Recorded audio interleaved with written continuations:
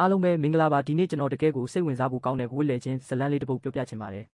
ဒီဇလန်းကတရုတ်ပြည်ကတစ်နှစ်ကိုယွမ်6သိန်းမြန်မာငွေသိန်းပေါင်းတောင်းချီဝင်တဲ့အမျိုးသားတစ်ယောက်အကြောင်းမှာသူ့နာမည်ကကြော့ချန်တဲ့သူကတကယ်ကိုအလုပ်ကြိုးစားပြီးမိသားစုကိုလှုပ်ကြွေးနေတဲ့သူပေါ့ဒါပေမဲ့သူ့မှာလူရန့်ဆိုတဲ့ဇနီးတစ်ယောက်ရှိတယ်အဲ့ဒီဇနီးကအိမ်အလုပ်လဲဘာမှမလုပ်ဘူးတလားဝင်ငွေကလည်း300ရပဲရှိတာကြော့ချန်ကတော့သူ့မိန်းမကိုမျက်နှာမငယ်ရအောင်တလားကိုယွမ်9000စီပုံမှန်ပေးထားတာပေါ့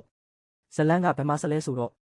ကြော့ချန်ကအိမ်အစ်စ်ဝယ်ဖို့အတွက်ယွမ်1တန်း10သိန်းကိုနှစ်ပေါင်းများစွာစုထားခဲ့တာတနေ့ကျတော့အဲ့ဒီပတ်စံတွေအကုန်လုံးပျောက်သွားတာကိုသူသိလိုက်ရတယ်ဘသူယူသွားလဲဆိုတော့သူ့မိန်းမကသူ့ကိုတခုံးမှမတိုင်ပင်ပဲသူ့မောင်လေးအတွက် Porsche ကားကြီးဝယ်ပေးလိုက်တာဗျ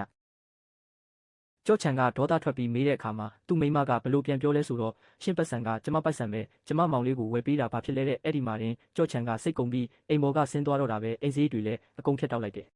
15ရက်လောက်ကြာတော့မိမဖြစ်သူကဖုန်းဆက်ပြီးရှင်ဘဲမှာတည်နေတာလဲအိမ်လာခပေးဖို့နောက်ကျနေပြီးကုမ္ပဏီကဖုန်းဆက်နေပြီးကျမမျက်နှာဘဲနားသွားထားရမလဲဆိုပြီးလာအော်ပြန်ရောကြော့ချန်ကလည်းအေးအေးဆေးဆေးပဲမင်းမလာစာ300ရရှိတာပဲအဲ့ဒါနဲ့အရင်ပေးလိုက်လေလို့ပြန်ပြောလိုက်တာပေါ့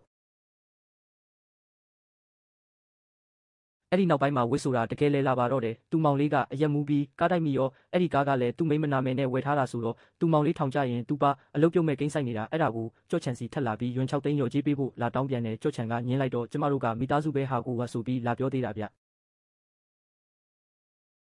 အဆိုးဆုံးကတော့ဗျာရောက်ခမနဲ့မိမဖြစ်သူကကြော့ချန်ရဲ့ကုမ္ပဏီရှိထိလာပြီးစူပူဝေါ်ဟစ်ပြီးအဆက်ခွဲတာပဲကြော့ချန်ကအောက်တန်းစားပါသူ့မိသားစုဒုက္ခရောက်တာကိုမကြည့်ဘူးဆိုပြီးတော့ပေါ့လူတွေအများကြီးဝိုင်းကြည့်နေကြတာဒါပေမဲ့ကြော့ချန်ကအကုန်လုံးကိုပြင်ဆင်ပြီးသားပြသူကစာရွက်စာတမ်းတွေထုတ်ပြလိုက်တယ်ဒါတွေက3နှစ်အတွင်းမင်းတို့မိသားစုစီခိုးလွှဲထားတဲ့ပတ်စံယွမ်14သိန်းကျော်ရဲ့အထောက်အထားတွေအခုငါကွာရှင်းဖို့တရားစွဲလိုက်ပြီးမင်းတို့ရဲ့ဘဏ်အကောင့်တွေနဲ့အဲ့ဒီပေါ်ရှိကားကိုပါတရားရုံးကနေချိတ်ပိတ်ဖို့အမိန့်ချလိုက်ပြီးလို့ပြောချလိုက်တာ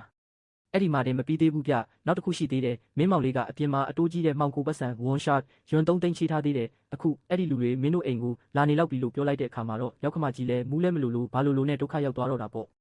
ဒီဇလန်းလေးကတော့လူတစ်ယောက်ရဲ့စေတနာကိုအလွဲသုံးစားလုပ်ပြီးကိုမိသားစုကိုပဲကြည့်တဲ့သူတွေနောက်ဆုံးမှာဘယ်လိုမျိုးအဆက်တကွဲအကျိုးနဲ့ဖြစ်သွားလဲဆိုတာကိုပြတဲ့ဇလန်းလေးပါပဲအားလုံးပဲကျေးဇူးတင်ပါတယ်ဗျာ